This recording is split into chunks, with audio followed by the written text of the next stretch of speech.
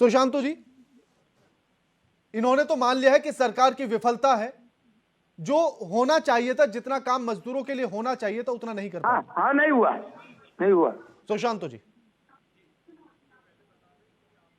पिछली सरकार जो गई थी इसी मजदूर का मनरेगा के मामले पर ही गई थी। आपको बता दें कि यहाँ पर 28 सीट हमारे रिजर्व है, जिसमें 26 सीट पक्ष में आई, मतलब सरकार की तरफ आई, और 2 सीट सिर्फ बीजेपी के पास रह गए।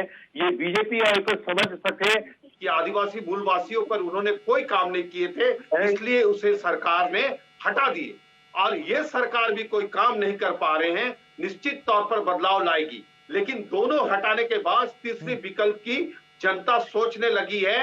हम आपके चैनल के माध्यम से बता दें कि मनरेगा पर कोई काम नहीं कर रही है सरकार।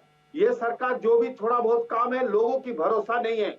लोग यहाँ से काम करने के लिए बाहर चले जा रहे, पलायन हो रहे, इसको सरकार रोक नहीं सकी। पैदल भले केंद्र सरकार ने राज्य में भेजे जनता को, पैदल भले केंद्र सरकार ने मजदूरों को राज्य में भेजे हैं, लेकिन यहाँ प्लेन से बाहर भेज दिए।